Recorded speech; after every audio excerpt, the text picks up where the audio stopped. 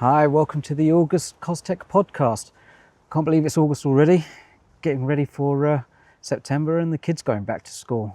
It's this year's definitely absolutely flown by, and I can't believe we're episode 8 in already. And I was sitting here. I'm actually in the garden today. As you know, school holidays, work from home when I can, spend some time with the kids, and it got me thinking about how life is when it's really nice and relaxed. And when the kids go back to school in September, it's actually one of my favourite times of year, apart from Christmas because the lab closes. But in September, it's the time that we will start returning to a level of routine. There's a level of routine that brings familiarity and consistency, and it's usually in the time of the year that I actually do some of my best work. I find that I'm hitting a flow state in where everything is predictable, everything is consistent. I'm more focused. I've definitely got a better sense of control. My diet's better because we're having packed lunches, but overall my efficiency is optimal.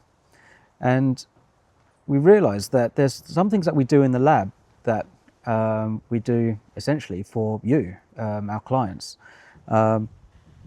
We have all these little added extras. A lot of the time we talk about the technical things that we do.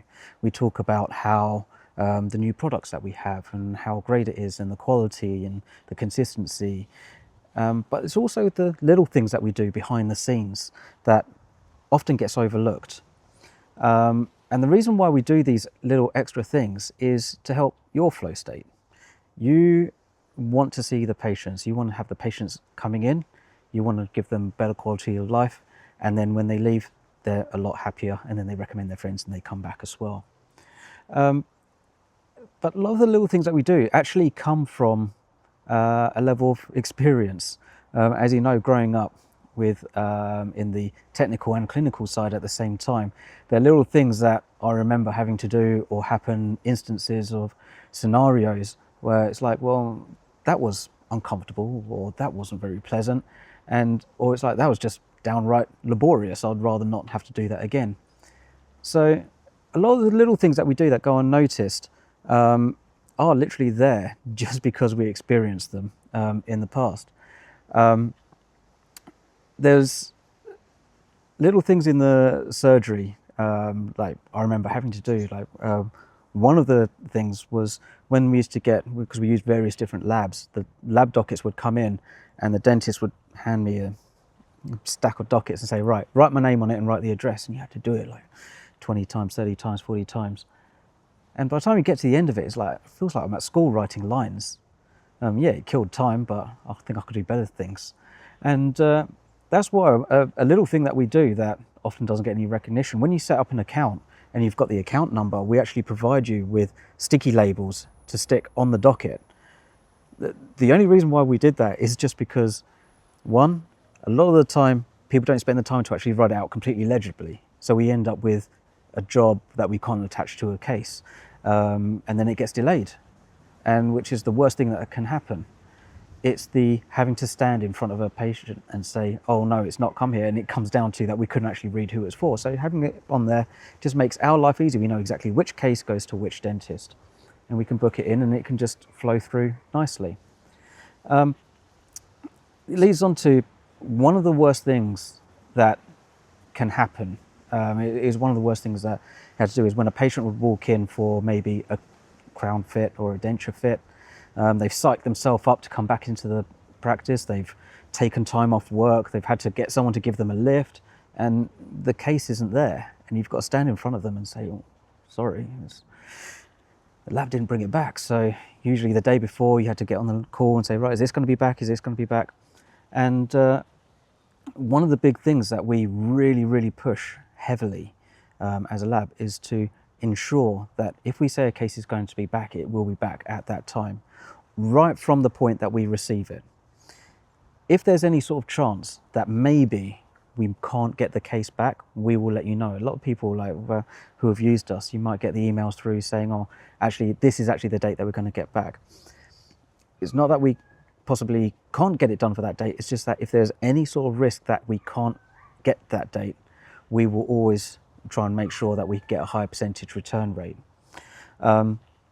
So it's making your lives that little bit less stressful of not having to stand in front of the patient and say it's not back. When we started growing the team and training the team, one of the things that we really had to push with them and say, look, yes, I know it's a difficult thing to do, to have to call practice and say, no, we won't be able to dispatch this case today, or we won't be able to get it in time for the patient's appointment. It's much better to contact them and let them know so the patient's not wasting their time. So you sometimes, yes, you get cases that fail QC. If it isn't up to our strict quality control levels, yes, we would much rather put the patient back than have to have the patient in at a risk that it doesn't fit. It has to come back for a remake. Get the patient in and it fits first time. It's the other reason why we spend a lot of time actually working with our clinicians during the manufacturing process. Many of you would have had emails through saying, okay, there are times where you end up with a very tight bite or an undercut, or we can't quite see the margin. We would much rather contact you and work with you on the actual design side of things, just to remove the possibility that it doesn't fit at the fit stage. Again, it's a little thing that we can actually work on to increase that success rate, decrease your stress, and ultimately keep you in your flow state. Because as soon as something happens that you're not predicted or you're not aware of, or something you're just not used to, it can really derail your day. And we as a lab don't want to be that cause. So every time that we actually contact you, it's the reason because we're just trying to keep that bar high of good predictability and good quality. And ultimately keeping your patients happy, because if your patients are happy, they're going to tell their friends and then you get more clients. So the case collaboration is comes down to one term of problem seen is a problem half solved. We're working with individuals. Every single case that we're seeing is completely unique. And we are going to come up against these challenges, but it's how we actually approach it. And we as a lab, we like to just approach it head on and say, okay, there is a risk here. Let's mitigate those risks and actually move forward and get it successful. Those are kind of like how your day-to-day runs, but it's not just for the clinician side and the patient side.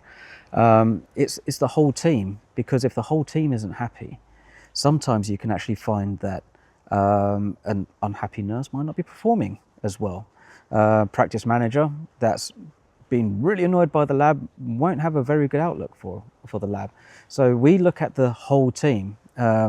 We've worked as everyone in the organisation, pretty much every level in the practice management, from the nurse all the way to the assistants, dentists, practice managers, DSOs. So we know what the challenges are. And one of the big things that happened, especially let's talk about on the finance side, is, okay, well, you want a crown. Oh, it says in the price list it's this much. And you get it back and it's like, how did you get these? Did you get monkey throw a dartboard and get a price? No. We said no, straight away, simple pricing. It's got to be simple pricing. If it says it's going to be this much, this is how much your bill is going to be.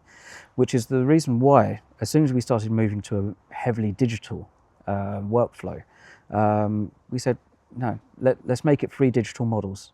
We pour them, but there's not always necessary to create an entire digital model. Sometimes we just do a check die.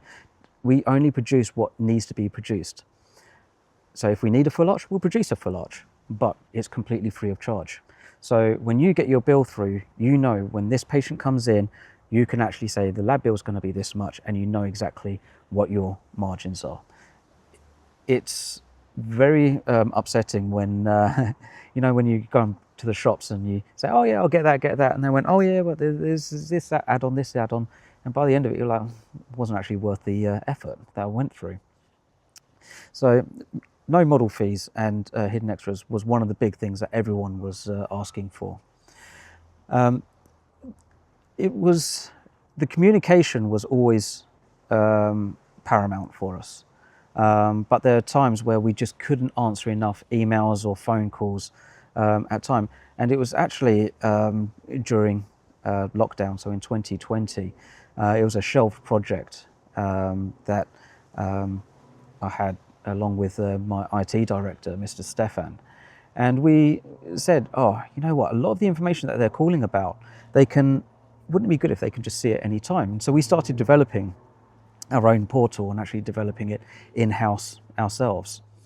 And it's one of our most used assets and resources that we have in the lab by the clients. You can see everything. So if you're not on the portal already, I'll drop the link so you can actually sign up because it's absolutely phenomenal. You can see all of your patients. You can see all of the dockets, all of the attachments. You can see what's coming back. You can see what stage it's at. If it's on hold, it will tell you. The other big thing is that when we actually dispatch it, everything, if it's not going with our driver, if it's going back by post, it's got the tracking number, so you can actually see when the actual expected delivery date is. Again, just trying to make sure that that case is going to be back for when the patient's in. Excuse me. You can see on there as well, you can launch queries. So if you just want to have all your queries in one place, you just go on there, write us a query, and actually we respond straight on there. It saves having to check is it on your email, which email, is it on the practice email. You can actually just keep all of your own queries straight on the portal. And we've got some big updates coming soon. And I'm going to have Mr. Stefan join me on the podcast on the next one, where we can actually show you all these big, amazing updates which are happening. But for now, on the portal, sign up, get used to what we have now. We also have the update for the documentation. So all of the patient statements that you need are all there on the portal. So if the patient requests it, you can just print it off straight there and then. There's also downloadable documents where you can actually get the GDC numbers of the technicians that you need for your practice records, as well as our GDPR compliance records. So you have everything there in one place, so you don't have to keep calling up the practice, calling up the lab, asking for it. It's all at your fingertips. The working in the practice, this goes back a few years. There was a lab that we used to send through invoices, and you just got one list of every single job. Didn't tell you which dentist it was. I just had a patient name and a amount, and you had to go through each one. And as soon as we started developing our own invoices, I said to the guys, I was like, you've got to be able to read it at an absolute glance. It's got to be simple. If somebody owes this much, he just says it, bang. And we actually moved on from that even further, because as multiple people have various different accounting packages, we've got many people who say, well, we own multiple practices, but I just want it all going to one central place in this format. Not a problem. We've got an accounts team. If you need something in a certain format or a certain way, give us a call, let us help. Let's take that stress off you, because at the end of the day, the less stress you have, the easier it is to actually get it into your finance package. Then ultimately, we get paid quicker. So again, all the little things that we're doing, it's there to reduce the stress, to keep your team just flowing and making sure that everything is keeping in that flow state, so you can just concentrate on the practices, so on the patients. So as you see new things coming out, so new products and things, it can get overwhelming at time. So this is why, again, with the website, making sure that all of our education material is always there, is there as supporting documents, so you can see exactly how to do it. Again, this is why we're doing the podcast as well. You can join in and actually get the information in the format that you like it. If you like reading thick documentations, I can provide that as well. We updated our software a little while ago, and one of the things that we actually introduced was using your own GDC numbers as a unique identifier. This has been one of our biggest strengths, because sometimes, especially if you've got multiple accounts, you can give us an instruction and we do it for this one account and then it moves to a different one and the instructions don't follow. So now, if you say, oh, okay, all my work, I want it done in this way, I want a certain, I want my bond is designed in this format, my zirconia's glazed to this finish, let us know, and then we can actually add it to your profile, and it will actually follow you. So even if you move practice, it will actually follow you to your new practice as well. Again, reducing down the stress of having to move. It's already stressful enough. If you are ever moving practice, give us a shout. Let us know. We'll actually make your account before you get there. So you've got all of your stickers. If you're sending analog impressions, the stickers are already there with the dockets. So you don't have to start writing them out by hand again or get the junior to do them, me. And you can just make that transition that little bit easier. So make sure everything that you need or want as a practice, and especially if anything is causing you a level of stress, it's very important that you give us that feedback. The feedback that you give constantly, it doesn't have to be just about the work, about the fit of the work. Yes, that is absolutely important, but also the actual service that CosTech provides you. If you need things in a certain way, let us work on it, because this is how we just progressively keep reaching to those higher and higher levels. And we really are pushing ourselves to make sure that we are your perfect fit, not just for yourself and your patients, but for your whole team. Your whole team should be feeling like, okay, the case, we know exactly when it's going to be coming back. We know we can confidently get the patient in, and we're confident that the work's going to be absolutely amazing as well. So as we're pushing it further and further, and we're getting ready to get back to school, and we're going out buying our pencil cases and things, as you get back in September, just drop us a message if there's something that you would like us to see, if there's something that you'd like us to do, then drop us a message, and we'd love to hear from you. So thanks for joining me in my garden, enjoying a cup of tea in the sun, and I'll see you next month.